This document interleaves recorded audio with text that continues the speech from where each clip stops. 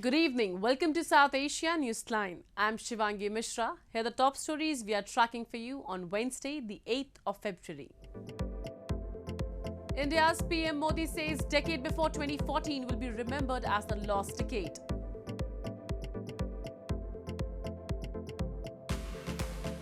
Heavy taxes on food items cause trouble to consumers and traders in Balochistan. And Sri Lanka's president prescribes bitter pill for economic revival. And now for all the details. India's Prime Minister Narendra Modi on Wednesday hit out at opposition Congress party by saying that the decade before 2014 will be remembered as the lost decade, as he replied to the motion of thanks on the president's address in the parliament. Both houses witnessed chaos amid the speech as opposition lawmakers targeted the government over the Adani row, inflation and unemployment, among other issues. India's Prime Minister Narendra Modi on Wednesday said the decade before 2014, when the Congress party ruled the country, will always be remembered as the lost decade, while the decade of 2030 will be known as India's decade, as he lashed out at the opposition during his reply to the motion of thanks on the president's address in the parliament. The parliament witnessed chaos amid the speech as opposition lawmakers targeted the government over the Adani row, inflation and unemployment. PM Modi said at a time when top economies are reeling with post-COVID losses, the world is looking at India with hope and confidence as it heads the G20. On India's contribution to climate change and energy-saving goals, he said, in renewable energy usage, India stands in 4th position. The PM hitting out at Congress said, I have been waiting for the last 9 years to get some constructive criticism that could get the country going. But this opposition only practices vendetta politics and blame game. आदरणीय अध्यक्ष, इस बात को हिंदुस्तान हर पल याद रखेगा कि 2014 के पहले का जो दशक था, द लॉस्ट डेकेड के रूप में जाना जाएगा। और इस बात को इनकार नहीं कर सकते कि 2030 का जो दशक है, ये इंडिया's decade है। The opposition parties have been holding daily protests demanding a joint parliamentary probe into the Adani group after a report by US-based short seller Hindenburg Research accused it of stock manipulation and misuse of tax havens. Congress party leader Rahul Gandhi said he is not satisfied with the PM's speech as he did not talk about any inquiry. The Adani group has denied wrongdoing, but that has failed to arrest the unabated fall in its shares. The group's chairman, billionaire Gautam Adani, and India's Prime Minister Narendra Modi are from the same state. Adani has denied allegations by Modi's opponents that he had benefited from their close ties, and Modi's government has denied allegations of favoring Adani. The Reserve Bank of India hiked its key repo rate by 25 basis points on Wednesday as expected, but surprised markets by leaving the door open to more tightening, saying core inflation remained high. The Central Bank's Monetary Policy Committee raised the key lending rate, or the repo rate, to 6.50% in a split decision. RBI Governor Shaktikant Das said, we have to remain unwavering in our commitment to bring down the headline inflation. He added that the Indian economy looks resilient even though considerable uncertainties remain on global commodity prices. The Indian government bond yields ended higher on Wednesday after the RBI announcement. Reports suggested traders will now brace for heavy debt supply over the next 2 days, as the central government is set to raise 80 billion rupees through green bonds on Thursday and 300 billion rupees through debt sale on Friday. In news from Pakistan, former President of Pakistan Pervez Musharraf was laid to rest in his hometown Karachi on Tuesday with full military honours. The former military ruler, who was living in self-imposed exile since 2016, passed away on Sunday in Dubai after a prolonged illness. Pakistan's former President Pervez Musharraf was laid to rest on Tuesday in his hometown Karachi with full military honours. Musharraf, who breathed his last in Dubai at the age of 79, was living in self-imposed exile in the Gulf country since 2016 and was suffering from a rare organ disease. The funeral was held at Malir Cantonment's polo ground where his supporters gathered and raised slogans praising the former military ruler. Serving and former army officers including former army chiefs Qamar Javed Bajwa and Ashfaq Pervez Kiani and members of Karachi-based Muttahida Qaumi Movement political party also attended the funeral. However, President Arif Alvi, Prime Minister Shehbaz Sharif and current Army Chief General Asim Munir did not attend. वो जो हमारे लिए शफीक था, जो हमारे मुल्क के लिए सोचता था, जो हमारे मुल्क के लिए मोहब्बत करता था, जिसने बेसिक सारे मामलात को डॉलर को 60 से आगे हिलने नहीं दिया था और हमारे अकाउंट्स बेहतरीन अंदाज में छोड़ के गया था. आज हम गरीब तरीन, हमारा हर बच्चा लाखों में मकरूज है, हर बच्चा पैदा होने वाला बच्चा मकरूज पैदा हो रहा है. Musharraf has been a controversial figure of Pakistan. Born in pre-partitioned India, he had moved to Pakistan with his family at the age of 4. He joined the Pakistan Army and went on to become its army chief in 1998. Musharraf took over the reins of power from the then Prime Minister Nawaz Sharif in a bloodless coup. During his rule, he was credited with attracting foreign investments to Pakistan, which saw the strongest economic growth in nearly 30 years and enjoyed the support of the military and Pakistanis who backed his crackdown against militant groups. However, Musharraf was also renowned for his heavy-handed approach to dissent. More on news from Pakistan. People in Pakistan's Balochistan province continue to face the brunt of high inflation and heavy taxes, with basic items like onion becoming expensive for them. Traders say they're forced to increase prices as they are in heavy losses and demanded the government to remove taxes to bring the price down. People in Balochistan province of Pakistan have continues to face the brunt of heavy taxes on food and essential items, with many complaining basic items like onions have become too expensive for them amid the ongoing economic crisis. A trader in Quetta city said they have to pay 6 lakhs rupees alone as taxes for a single trailer of onion import. After such heavy taxation, they are facing loss of 20 to 25 rupees per kilogram, he added. He expressed concern that importers are demanding remuneration in dollars, which the traders are unable to provide.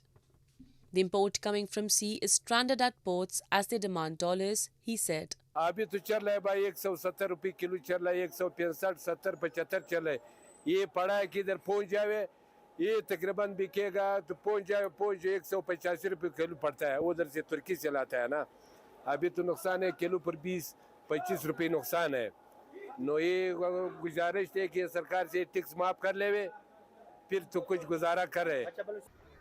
Meanwhile, international rights organization Human Rights Watch has warned Pakistan will not get any relief even after unlocking funds from International Monetary Fund. In a statement, it said Pakistan is facing one of the worst economic crises in its history, jeopardizing millions of people's rights to health, food, and an adequate standard of living. Pakistan is facing its highest inflation levels since 1975, with the cost of perishable food items rising more than 60% in January. The rights body has proposed IMF should work with Pakistan's government to protect the economically disadvantaged by broadening social protection systems and minimizing reform measures that risk further harm to the most vulnerable people. Sri Lanka's President Ranil Wickremesinghe told the parliament on Wednesday that the crisis-hit island nation's economy is expected to grow again from the end of this year, and the government wants it to exit bankruptcy by 2026. He said they can turn around the economy if Sri Lankans tolerated high direct taxes for another 6 months. Sri Lanka's economy is expected to grow again from the end of this year, and the government wants the crisis-hit country to exit bankruptcy by 2026, President Ranil Wickremesinghe told Parliament on Wednesday. The crisis has forced the island nation to default on loans and seek a $2.9 billion bailout from the International Monetary Fund. In a special policy statement, Wickremesinghe said the government could turn around the economy if Sri Lankans tolerated high direct taxes for another 6 months. He said the aim was to reduce inflation to single digits by the end of the year. We have now been able to increase the foreign reserves, which had fallen to zero, up to $500 million, he said. Sri Lanka's official reserves reached $2.1 billion at the end of January, which is the highest it has been in about a year, latest central bank data showed. The reserves include a $1.5 billion swap from China People's Bank, which Sri Lanka has been unable to tap, as it requires the island to have 3 months' worth of reserves. Sri Lanka's key inflation rate, the Colombo Consumer Price Index, eased to 54.2% in January from 57.2% in December. Recent hikes in income taxes have hit salaried workers hard, with trade unions and private sector professionals staging protests in Colombo, the country's largest city. Obaida Sharar, who is among the 19 Afghan female prosecutors who have found asylum in Spain, says she now feels safe in the European nation. However, she feels concerned for Afghan women back home who are suffering in the Taliban-ruled country. A report. Having a stroll on hilltop overlooking Madrid with her family on a sunny winter's day, former Afghan prosecutor Obaida Sharar expresses relief that she found asylum in Spain after fleeing Afghanistan shortly after the Taliban takeover. Sharar, who arrived in Madrid with her family, is one of 19 female prosecutors to have found asylum in the European country after being left in limbo in Pakistan without official refugee status for up to a year after the Taliban's takeover. Sharar, who specialized in gender violence as a prosecutor during the democratic rule in Afghanistan, says she feels safe in Spain, but she cannot enjoy her new life knowing her fellow Afghan women are suffering back in Taliban-ruled country. I am free. Here I am safe. I can go anywhere. I can wear any kind of dress that I want. I can do anything that I want. But there are lots of women remain in Afghanistan, and they are sentenced to be inside their houses, inside the walls. And this is not still. I cannot enjoy from my life because the women in my country, they are not free. They cannot do anything. Sharar's work and her female peers, while they lived in Afghanistan, were threatened and became the target of revenge attacks after the Taliban takeover. Women's freedoms in Afghanistan were abruptly curtailed in 2021 with the arrival of a government that enforces a strict interpretation of Islam. The Taliban administration has also banned most female aid workers and last year stopped women and girls from attending high school and university. An exhibition featuring photographs, books and other material related to different bird species in India's Kashmir Valley attracted a large number of nature lovers this week. The event aimed to educate people about the importance of nature and the tremendous role the birds play to keep the ecosystem in balance.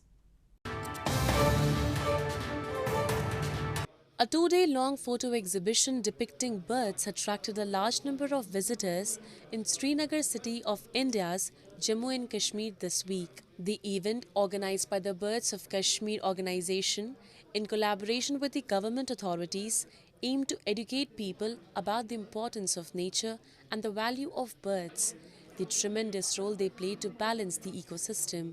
Despite the severe cold, nature-loving youngsters and the old alike thronged the exhibition and enjoyed the photographs to gain more knowledge about the bird species in the region. तो बहुत अच्छा response आया है, लोग आ रहे हैं, देख रहे हैं एंड मेनली इस एग्ज़िबिशन का हमारा मकसद यही था कि सिटीज़न साइंस को प्रमोट किया जाए. तो सिटीज़न साइंस में सबसे बड़ी बात यही है कि लोग आ रहे हैं, देख रहे हैं. Set against breathtaking natural beauty, regional wetlands and freshwater lakes in Kashmir, including Hokarsar and Hekam, are home to hundreds of bird species.